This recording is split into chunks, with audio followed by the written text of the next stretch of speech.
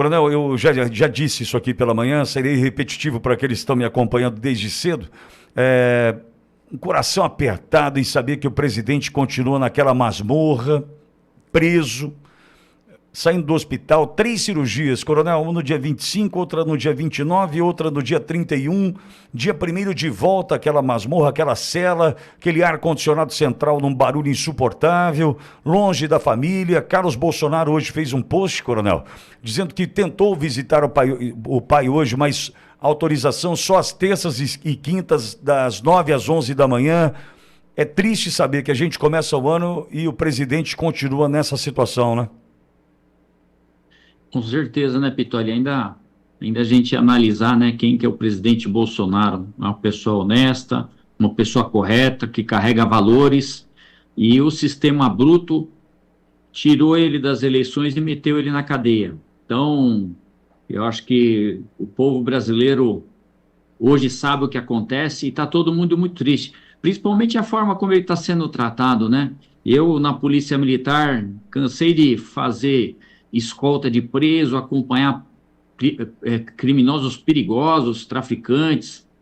Esse pessoal tem tanto direito, mas tanto direito, e aí a gente vê essa prisão política do presidente Bolsonaro, né? Ele se encontra num cativeiro, podemos dizer assim. Ele foi tirado do povo brasileiro, ele não tem direito a nada, as visitas da família, ele deveria estar na sua casa, uma pessoa que passou já com idade, com mais de 8, 9 cirurgias realizadas. Com certeza, se o governo, o Estado, tivesse preocupado com a vida dele, deixariam que ele ficasse na sua casa, pelo menos, né? Na verdade, ele tinha que estar livre, mas a gente espera que dias melhores virão. O que aconteceu agora na Venezuela, acho que é um bom exemplo, né? Mas a gente está na torcida para que acabe isso aí. Não tem motivo para manter o nosso presidente Bolsonaro preso. Não existe motivo.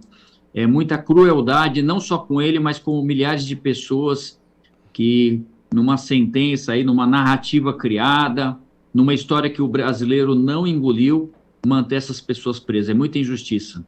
E outra, né, coronel? A gente viu a publicação do Carlos, desesperado.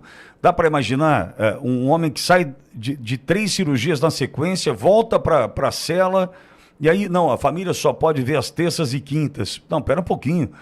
Cadê a tal da domiciliar humanitária? Cadê o Estatuto do Idoso? A gente está falando de um homem que caminha para 71 anos, que estava internado até outro dia, volta para a cadeia, ou seja, tem toda essa angústia também da família, que agora o Carlos nos informou hoje, que só pode visitar o presidente terças e quintas, das 9 às 11 da manhã, com um máximo de 30 minutos por visita. Quer dizer, é um absurdo, coronel.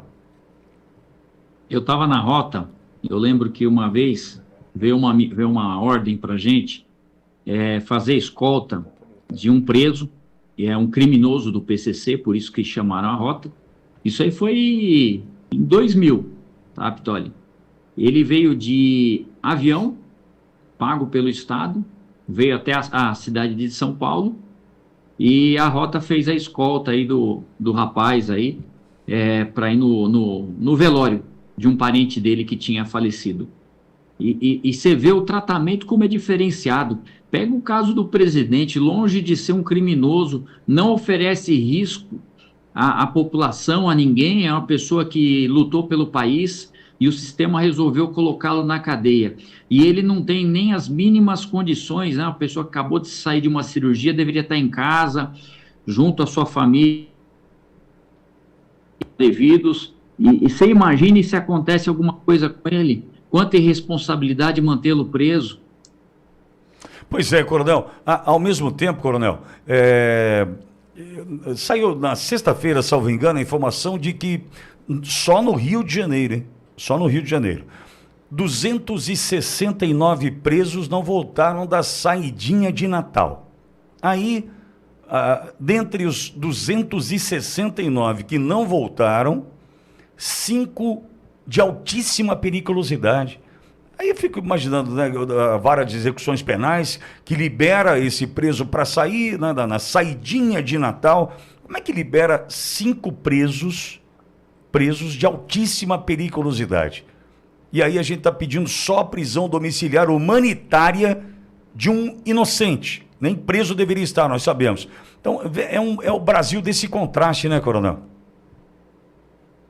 É um governo, infelizmente, que ele, o tempo inteiro, aliás, desde a época da eleição, né, ele sempre defendia os criminosos. E o cidadão de bem vem sendo tratado dessa forma por esse atual governo.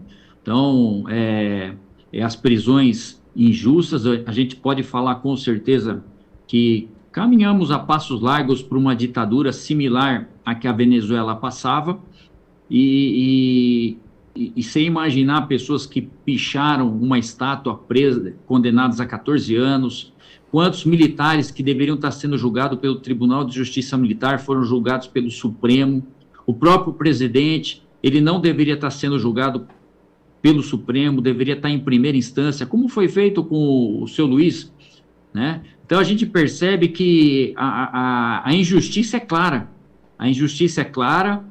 e muito triste para o nosso povo vendo isso. E assim, o pior, a gente não tem para quem reclamar, Pitoli, a gente não tem para quem reclamar, porque chegou na última instância, ou seja, ficou de uma forma que a única coisa que poderia ser feita é os senadores, num processo de impeachment, para tentar balançar os poderes, e a gente vê que nesse momento não existe essa possibilidade.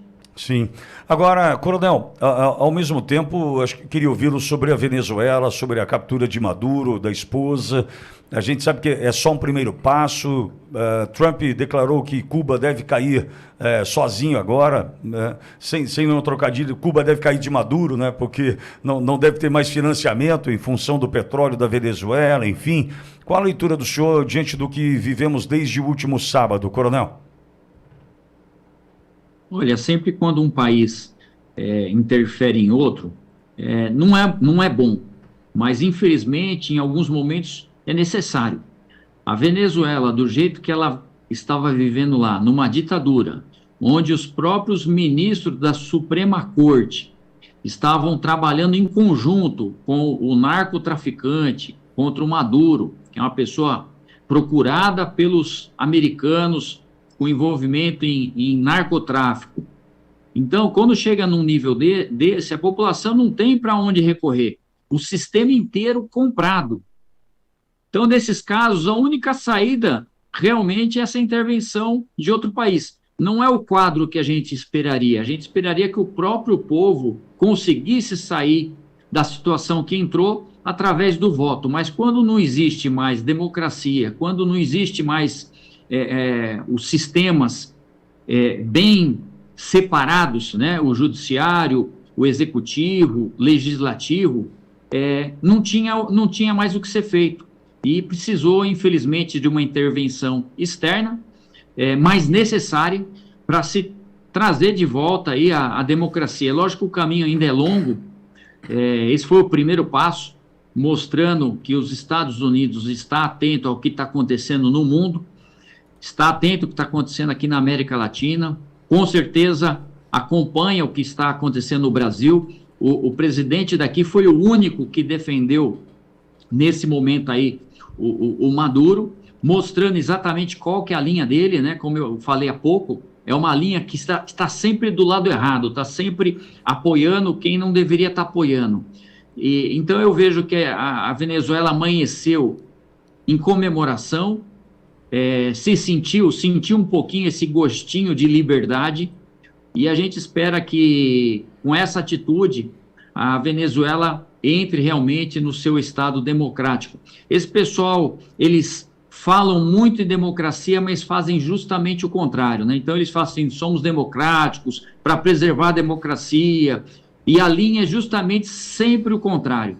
E nós percebemos que aqui no Brasil, infelizmente, caminhamos numa linha muito parecida com essa, muito parecida, mas o povo brasileiro tem uma grande oportunidade, que são as eleições deste ano, da gente trazer de volta o nosso regime democrático realmente real, ou seja, em que as pessoas possam se manifestar, que a gente não tenha que medir as palavras para estar conversando agora com você, porque senão cai a rede, ou seja, a liberdade de imprensa, a liberdade de expressão prevista na Constituição.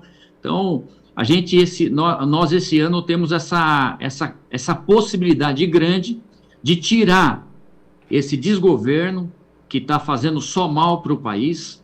É um governo aí que estamos com a inflação que passa os 9 trilhões de dívida, 9 trilhões de dívida, ou seja, ninguém mais suporta isso aí. Você vai fazer uma compra, o dinheiro que você vai no mercado nunca mais não está dando, você chega lá, aumentou, sempre aumentando, população perdendo emprego, a maior parte da população aí, nós temos hoje mais de 90 milhões recebendo Bolsa Família. Isso é um país justo, correto. A gente tem que estar incentivando as pessoas a trabalharem, a sair dessa situação que deveria ser provisória e não permanente como ocorre. Então, eu vejo que com muita alegria o que aconteceu na Venezuela e espero que aqui no Brasil não precise acontecer nada similar a isso. Eu espero que no Brasil o próprio povo corajoso que tome a decisão correta nas urnas aí em outubro desse ano.